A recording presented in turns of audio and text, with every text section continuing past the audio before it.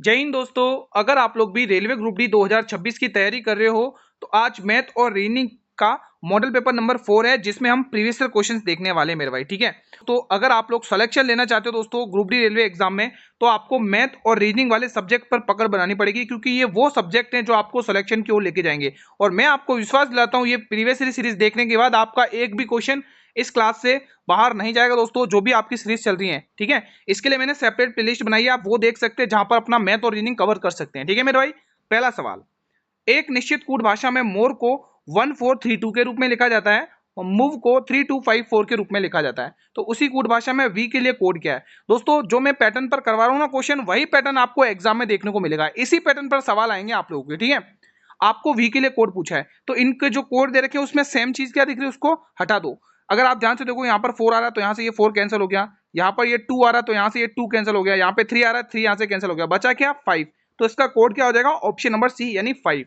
तो पहला सवाल आप लोगों ने बना लिया होगा इजीली। ठीक है, अगला सवाल बनाइए, अंग्रेजी वर्णमाला क्रम के आधार पर दी गई श्रृंखला में प्रश्नवाचक चिन्ह के स्थान पर क्या आएगा?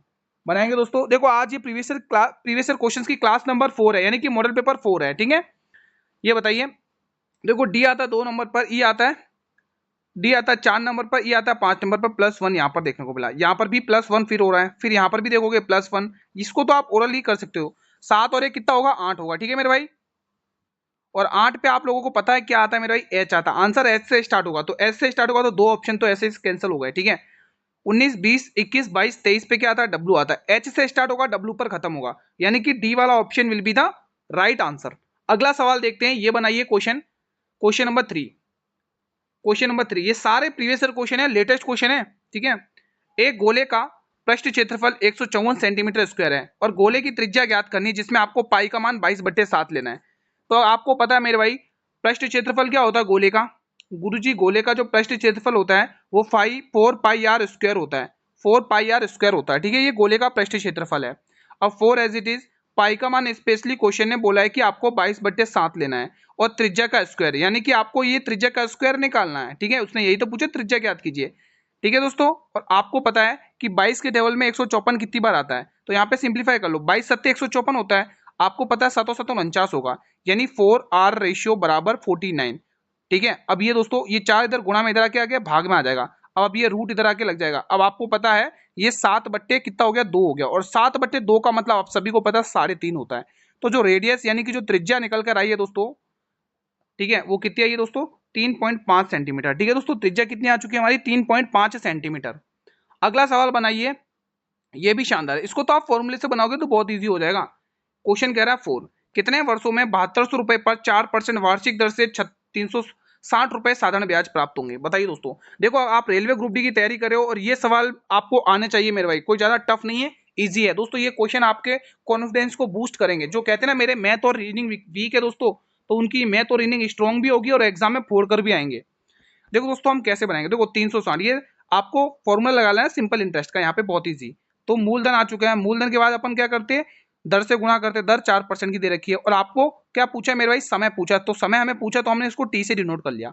अब थोड़ा सिंप्लीफाई कर लो, आंसर आ जाएगा मेरे भाई। ठीक है, तो आपको पता है कि 2 जीरो से ये 2 जीरो गए, ठीक है, और 36 की टेबल से ये 10 बार जाएगा, और 36 की टेबल से ये 2 बार जाएगा, ठीक है, और 2 की टेबल से ये 5 बार जाएगा, तो 5/4 आ जाएगा।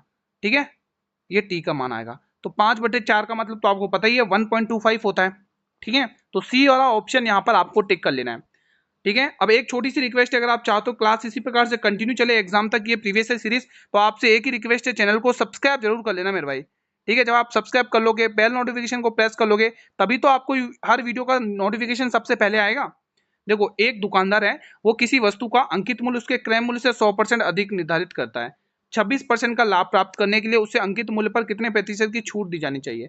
देखो दोस्तों, इसको मैं पहले दोस्तों सीपीएसपी और एमपी वाले पे करवाता था, लेकिन अब मैंने कल भी इस टाइप का एक क्वेश्चन करवाया था, आज भी उसी प्रकार से कराऊंगा जैसे मैंने कल करवाया था। तो x+y+xy/100, तो ये फॉर्मूला लगा के आपको सोल्व करना है। ये फॉर्मूला क्या निकालता है दोस्तों? प्रॉफिट परसेंटेज निकालता है। क्या निकालता है? ये प्रॉफिट परसेंटेज निकालता है। ठीक है, ठीक है मेरे भाई, ये क्या प्रॉफिट परसेंटेज निकालता है? तो आपको यहाँ पे देखना 100% अधिक, यानी 100 यहाँ पर एज इट इज लिख लेना है। अब देखो यहाँ पे क्या डिस्काउंट दिया जाता है, डिस्काउंट हमारे पास है ही नहीं, ठीक है, वो हमें पूछा है। फिर उसके बाद plus minus minus X Y, यानी 100y, 100 मल्टीप्लाई वाई और अपॉन में 100, और इधर आपको प्रॉफिट परसेंटेज कितना बोला क्वेश्चन है? 26% दे रखा है क्वेश्चन है। ठीक है, अब आप थोड़ा उसको और सिंप्लीफाई करेंगे तो यहाँ से आप एक चीज देख पा रहे होंगे मेरे भाई, ये 2 जीरो से ये 2 जीरो गया, ठीक है। यहाँ पर 100 माइनस वाई है और ये माइनस का वाई और ये माइनस का वाई, तो माइनस माइनस प्लस, तो 100 प्लस 2y हो जाएगा, 100 माइनस 2y हो जाएगा, ठीक है मेरे भाई, कोई दिक्कत नहीं है। इधर 26 है, अब आपको पता है 100 इधर प्लस का इधर आके माइनस में आ जाएगा, तो माइनस का कितना आ जाएगा 126 आ जाएगा, ठीक है। और इधर कितना, हाँ इधर क्या आ जाएगा, माइनस का 74 आएगा, क्या आएगा मेरे भाई, माइनस का 74 आएगा, ठीक है। यहाँ पर आपको माइनस का 74 लिख लेना है, ठीक है। कितना आएगा, माइनस का 74, इधर क्या है मेरे भाई, माइनस का 2y चल रहा है, तो माइनस से माइनस कैंसिल, 2 की टेबल से काटोगे 37, तो यहाँ पे 37% निकल जाएगा। तो इजी सवाल है, बहुत ही शानदार तरीके से आपने कर लिया होगा।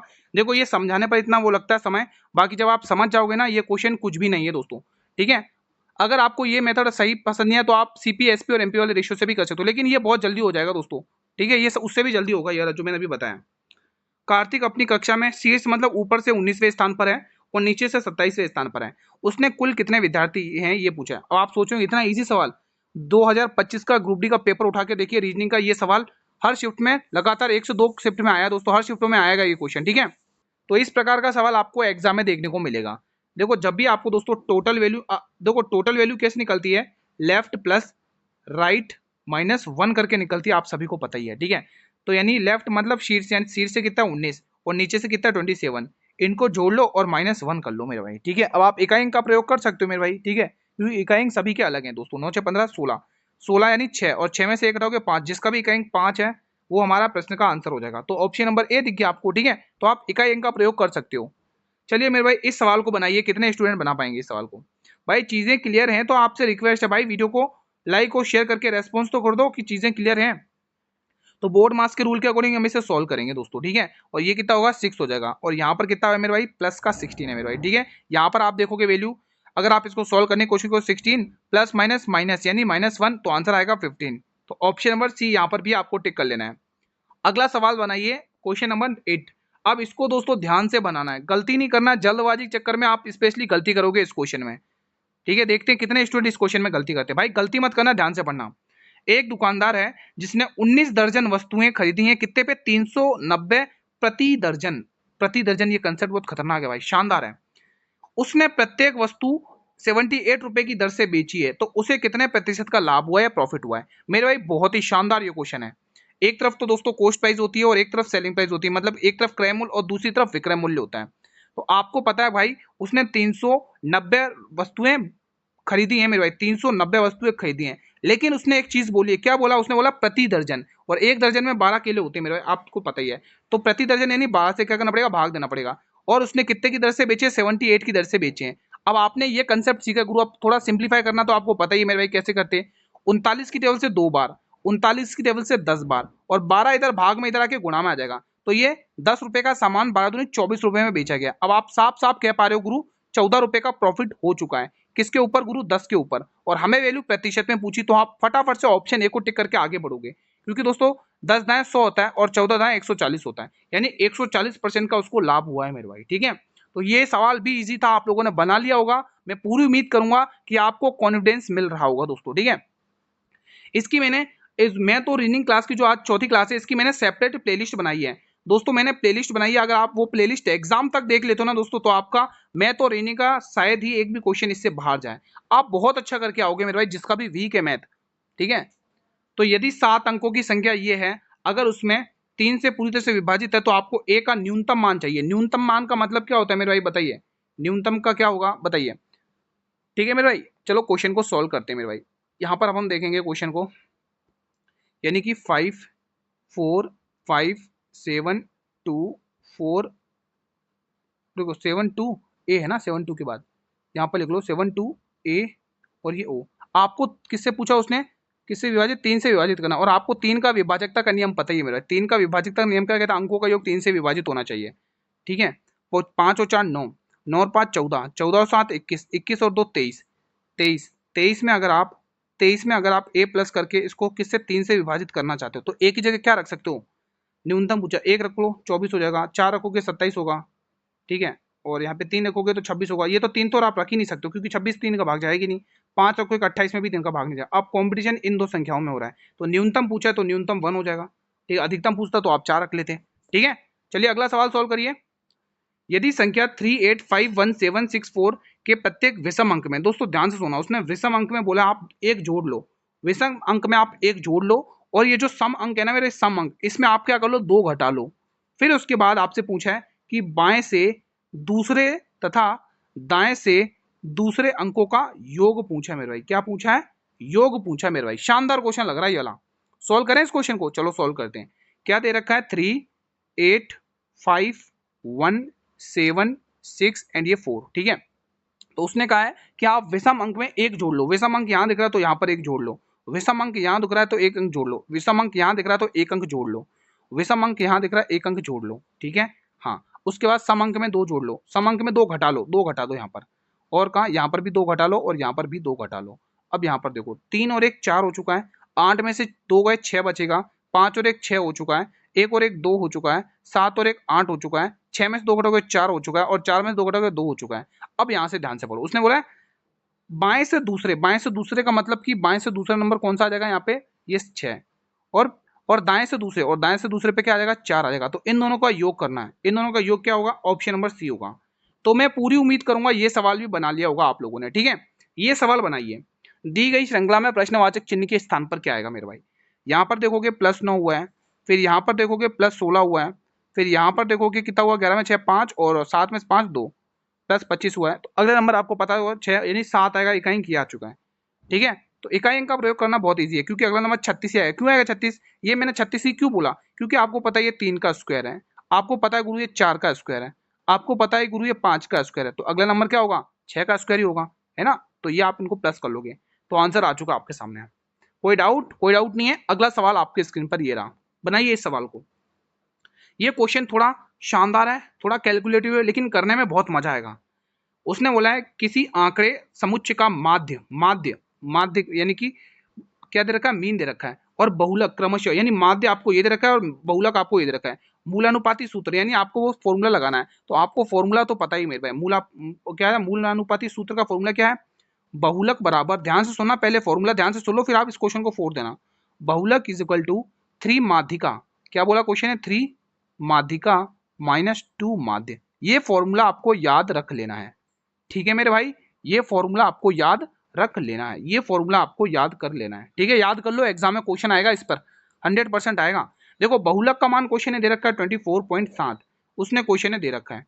फिर उसने कहा 3 माध्यिका, हमें 3 माध्यिका निकालना है, मतलब माध्यिका में निकालना है, लेकिन 2 माध्य, 2 लिखो और मल्टीप्लाई में क्या लिखो, माध्य कितना दे रखा है 17.9, और 17.9 को आप मल्टीप्लाई करोगे मेरे भाई तो कितना आएगा। तो यहाँ पर देख लो कितना आ रहा है, देखो 9 दूनी 18 की 8 करीबन 17 दूनी 34 और 1 35, यानी 35.8 आया।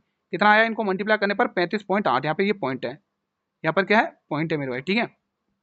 अब आपको पता है मेरे भाई, और यहाँ पर ये क्या दे रखा है 3m, ठीक है, माइनस का है। अब आपको पता है ये माइनस का इधर आके प्लस में आएगा, तो 24.7 में प्लस कितना करना है, 35.8 प्लस कर लो, और इसको 3m से डिवाइड भी करना आप लोगों को, ठीक है। तो यहाँ पे देखो 15 की 5 करीबन 5 और 9 का 10 का 0 करीबन 3 और 2 5, यानी 6, कितना आ जाएगा 6, यानी 60.5 आया। 60.5 आया, उसको आपको 3 से भाग भी देना। अगले पेज पर दे लेते हैं हम ये काम, अगले पेज पर कर लेते हैं, ठीक है। तो 60.5 यहाँ पर क्या दे रखा है, 60.5 में आपको 3 का भाग देना। आपको पता है दोस्तों 60 में आप जैसे 3 का भाग दोगे तो क्या होगा, 20 आएगा, 20 पॉइंट। अब आप इसमें 3 का ऐसा 5 3 एकम पॉइंट के बाद आएगा 3 एकम 3 2, 3 छंग 3 एकम 3, 3 एकम 3 2 बचेगा, 3 छंग 18, यानी 20.16 के समथिंग आंसर आने वाला है। 20.16 के समथिंग आएगा, यही आ रहा है, कुछ और आ रहा है। 3 एकम 3 2, 3 छंग 18 आएगा ना यार, 3 छंग 18 आएगा। 1 मिनट, अपन एक बार भाग देके देखते हैं, रुको 20 आ गया, 3 एकम 3, कितना 2 बचेगा 0, 20.16 के समथिंग आ रहा है इसमें, 20.2 के समथिंग आएगा इसमें आंसर। ये लगा मुझे आंसर, ऑप्शन नंबर इसके नजदीक है ना, क्योंकि उसने आपसे पूछा लगभग में चाहिए आंसर, तो 20.2 के समथिंग आ रहा है, एक ही ऑप्शन है फिर तो, ठीक है। ठीक है मेरे, अगर आप इसको सही से और भी देखना चाहते हो यहाँ पर, तो आप भले इसको ऐसे करके देख लो, ये पॉइंट ले लो, 0 बना लो, 5 टेबल से काट लो, 5 की टेबल से ये 12 बार जाएगा, और 5 की टेबल से ये 5 की टेबल से ये 6 बार, भले आप 6 से भाग करके देखो, 6 दूनी 12, 6 दूनी 12 आ जाएगा, है ना। और आप 1 उतारोगे पॉइंट आएगा, ठीक है। 2 संख्या उतारोगे ना तो 0 आएगा ना, है ना। और फिर उसका 11 बन जाएगा, 6 कन 6, यहाँ पे 11 6 दूनी 12, यहाँ पर भी 12 के समथिंग आ रहा है ना, तो यही आएगा दोस्तों, ऑप्शन नंबर यही बन रहा है, ऑप्शन नंबर ए ही बन रहा है दोस्तों, ठीक है। ये सवाल बनाइए, शानदार है ये वाला भी सवाल। क्वेश्चन कह रहा है कि 4,000 रुपए पर 6% की दर से 2 वर्ष के लिए साधारण ब्याज और चक्रवृद्धि ब्याज के बीच का अंतर ज्ञात करना है। देखो दोस्तों, जब भी 2 साल का जब भी दोस्तों आपको साधारण ब्याज और साधारण सीआई और एसआई का अंतर पूछे, जब भी 2 साल का सीआई और एसआई का अंतर पूछे, तो हमेशा आपको ये फॉर्मूला लगाना है। क्या लगाओगे कि मतलब डिफरेंस बराबर, यानी कि अंतर बराबर पी गुणा, पी मतलब मूलधन, आर स्क्वायर, आर का मतलब दर का स्क्वायर, ये पूरा आप स्क्वायर कर लोगे। ये करना आपको फॉर्मूला लगाना। तो मूलधन कितना है, अब हम क्वेश्चन को सोल्व कर लेते हैं। उसने हमें अंतर पूछा है, मूलधन कितना है गुरु, 4,000 रुपए मूलधन है। अब दर का स्क्वायर नहीं, 6 का स्क्वायर 36 होता है, और 100 का स्क्वायर 10,000 होगा। कितना होगा, 100 का स्क्वायर 10,000 होगा। अब आप कहोगे गुरु 3 जीरो से हम यहाँ से, ये 3 जीरो यहाँ से सिंप्लीफाई कर लेंगे, ठीक है। फिर आपको पता है कि 36 दूनी 72 दूनी 44, यानी 144 यही होगा, ठीक है। और आपको 10 से भाग कर लेना है, तो आपको पता है आंसर क्या आएगा, 14.4, और 14.4 तो ऑप्शन नंबर ए में है। तो ए वाला आपको टिक कर लेना ऑप्शन, ठीक है। इजी था सवाल, ये बनाइए। क्वेश्चन नंबर 14 बनाइए। 4 अक्षर समूह में से 3 एक निश्चित तरीके से समान है और एक इस प्रकार से ग्रुप बनाती हैं, तो निम्न में से कौन सा उस ग्रुप से संबंधित नहीं है। देखो, इसके बाद आपको 8 बजे वाली फुल क्लास अटेंड करनी है, जिसमें हम फुल पेपर सॉल्व करते हैं, चाहे जीके के प्रश्न हो, चाहे गणित के प्रश्न हो, चाहे करंट अफेयर के हो, चाहे स्टैटिक जीके के हो, मतलब ऑल ओवर फुल पेपर हम 8 बजे वाली क्लास में सॉल्व करते हैं, तो वो मिस नहीं करनी आप लोगों को। तो चलिए क्वेश्चन को बनाते हैं। तो क्या लॉजिक लग रहा है यहाँ पर, अगर आप ध्यान से देखोगे, यहाँ पर अगर क्या लॉजिक लग सकता है, यहाँ पर अगर आप देखो W 23 पे आता है और B 2 पे आता है, यानी कि यहाँ पर आपको +5 देखने को मिल रहा है, ठीक है। +5 यहाँ पर देखने को मिला है। फिर यहाँ पर देखोगे J आता है 10 पर, F आता है 6 पर, J आता है 10 पर और F आता है 6 पर। 10 से 6, 10 से 6 -4 हुआ है। उसी तरह से 26 और ये 22 आता है 24, 4 24 मतलब 22 पे आता है, और ये 26 यहाँ पर भी -4, 17 और 13 यहाँ पर भी -4। तो आप देख पा रहे हो डिफरेंस सबसे कौन सा है, सबसे डिफरेंस ऑप्शन ए है, क्योंकि वहां पर +5 हो रहा है और इन सब में -4 हो रहा है, ठीक है। चलिए अगला सवाल बनाइए, ये वाला शानदार है। पानी की एक गोलाकार टंकी का आंतरिक व्यास, देखो एक गोलाकार टंकी है, देखो मैं एक गोलाकार टंकी बना लेता हूं, ये गोलाकार टंकी है। अब इसका ये जो आंतरिक व्यास है ना मेरे भाई, ये वाला व्यास, आंतरिक व्यास 10 मीटर, और वो भी इसने बोला क्या, व्यास बोला, तो त्रिज्या क्या होगी इसकी, आधी होगी। ये पूरा कितना है मेरे भाई, ये पूरा वैल्यू 10 दे रखा है, तो त्रिज्या कितनी होगी इसकी, 5 हो जाएगी, है ना। त्रिज्या क्या होगी, 5 होगी, क्योंकि हाफ ऑफ डायमीटर होता है रेडियस, ठीक है। हाँ, यदि टंकी को 5 प्रति वर्ग मीटर की लागत से एक सामग्री के लेपित किया जाता है, मतलब 5 से आपको मल्टीप्लाई लास्ट में करना पड़ेगा, तो आंतरिक पृष्ठीय क्षेत्रफल की कुल लागत आपको कितनी होगी, ये पूछा है। अब देखो, उसने स्पेशली कहा है कि आपको पाई का मान 3.14 लेना है, और आपको पता है कि ये किसकी बात हो रही है, गोले की बात हो रही है, और गोले का पृष्ठीय क्षेत्रफल कितना होता है उसने वही तो दे रखा है ना। तो आपको गोले, उसने बोला आंतरिक पृष्ठीय क्षेत्रफल, तो आपको पृष्ठीय क्षेत्रफल निकालना पड़ेगा। तो पृष्ठीय क्षेत्रफल क्या होता है, 4πr², यही होता है ना। आपको पता है मेरा 4 एज इट इज लिखना है, पाई का मान आपको 3.14 लेना है, ओके रिपोर्ट है। फिर आपको मल्टीप्लाई त्रिज्या का स्क्वायर, यानी 5 का स्क्वायर डायरेक्ट मैं 25 लिख दूं, 5 का स्क्वायर डायरेक्ट मैं 25 लिख दूं, कोई दिक्कत तो नहीं है। और लास्ट में आपको 5 से मल्टीप्लाई करना पड़ेगा, लागत पूछी है। अब आपको पता है गुरु, 2 जीरो हटाओगे, पॉइंट के बाद 2 जीरो है, तो यहाँ पे 2 जीरो लग जाएंगे। अब आपको ये भी पता है गुरु, क्या पता है हमें गुरु, हमें ये पता है कि हमें पता है कि 25 चौके क्या होता है, 100 होता है। आप इस 100 से ये 100 कैंसिल कर दोगे, डायरेक्ट 5 को इससे मल्टीप्लाई करो, 14 पंचे 70 और 5 से 15, गुरु 1570 रुपये आएगा आंसर। किस वाले ऑप्शन में, डी वाले ऑप्शन में। तो ये सवाल भी आप लोगों ने इजीली बना लिया होगा। चलिए ये सवाल बनाइए। यदि 6y 512 संख्या 8 और 9 से विभाज्य है, दोनों से पूरी तरह से विभाजित है, तो आपको y का मान ज्ञात करना है। तो देखो, इस प्रकार के सवाल से आप बच नहीं सकते, ऐसा क्वेश्चन आएगा आपके एग्जाम में, तो ध्यान से सॉल्व करेंगे। देखो 6y 512 दे रखा है, और ये संख्या 8 और 12 से विभाजित है। 8 का नियम क्या कहता है कि आखिरी के 3 अंक 8 से विभाजित होने, जो पूरी तरह से पॉसिबल है, ठीक है। 8 से पूरी तरह से ये 512 भाग दे रहा है, ठीक है। अब आपको चेक किसका करना है, 9 का नियम चेक करना है। 9 का नियम क्या कहता है, अंकों का योग 9 से विभाजित होना चाहिए। तो देखो 5 और 2 7 और 1 8, 8 और 6 14, यानी 14 प्लस y। अब आपको दोस्तों ये 9 से विभाजित करना है, तो y की जगह क्या मान रखो कि ऑप्शन के अकॉर्डिंग देख लो। अगर आप 6 उठाते हो, 6 उठाओगे यहाँ पे, तो 20 होगा, और 20 कभी 9 से विभाजित होता ही नहीं है। अगर आप दोस्तों 2 उठाओगे 16 होगा, और 16 कभी 9 से विभाजित होता ही नहीं है। अगर आप 8 उठाओगे, 8 14 और 8 22 होता है, जो कभी 9 से विभाजित होता नहीं है। तो अपने आप आंसर चल के आया कि गुरु मेरे को टिक कर लो, आगे बढ़ो, है ना। तो आपको क्वेश्चन ऐसे सॉल्व करना है सिंप्लीफाई करके कि क्वेश्चन खुद चल के आए कि मुझे टिक कर लो, ठीक है। तो इसी के साथ आज का सेशन मैं यहीं पर वाइंड अप करता हूँ। प्यारे साथियों, आप सभी से रिक्वेस्ट है, ये बताइए कि आज का रिवीजन कैसा रहा आप लोगों का, कितने क्वेश्चन बनाए आपने, चीजें क्लियर है मेरे भाई। तो ये बटन दबाकर रेस्पॉन्स तो जरूर कर देना, सारी चीजें क्लियर है गुरु। और हाँ दोस्तों, इस वीडियो को शेयर जरूर करा करो, आप लोग शेयर बिल्कुल भी नहीं करते हैं। फेसबुक, व्हाट्सअप, इंस्टाग्राम, टेलीग्राम, हर एक प्लेटफॉर्म तक वीडियो को शेयर करो और उन हर एक स्टूडेंट को बता दो कि क्लास इसी टाइम पर आती है, डेली 7 PM पर। भाई मैं तो रीनिंग की पीवाईक्यू सीरीज चल रही है और पीवाईक्यू सीरीज को सॉल्व करना आपके लिए बहुत फायदेमंद होगा। यकीन मानिए, विश्वास मानिए, एक बार सॉल्व करिए और एग्जाम में इसका रिजल्ट भी आप लोगों को मिलेगा। ठीक है मेरे भाई। और अगर आप लोग चैनल पर पहली बार विजिट करो तो चैनल को सब्सक्राइब करके रख लो, बेल नोटिफिकेशन बेल को प्रेस कर लो, ताकि आने वाले हर एक नई वीडियो का नोटिफिकेशन यूट्यूब सबसे पहले आपको ही प्रोवाइड करे। मेरे भाई इसकी जो पीडीएफ रहेगी वो आपको टेलीग्राम चैनल पर मिल जाएगी, जिसका लिंक मैंने इसी वीडियो के डिस्क्रिप्शन बॉक्स में दे रखा है। ठीक है मेरे भाई, कोई डाउट हो तो आप कमेंट के माध्यम से क्लियर कर सकते हो। ठीक है मेरे भाई, 8 बजे वाली क्लास मिस मत करना, अभी 8 बजे फुल पेपर हम सोल्व करेंगे। ठीक है, तो मिलेंगे नेक्स्ट क्लास में, तब तक जय हिंद, जय भारत, वंदे मातरम, धन्यवाद।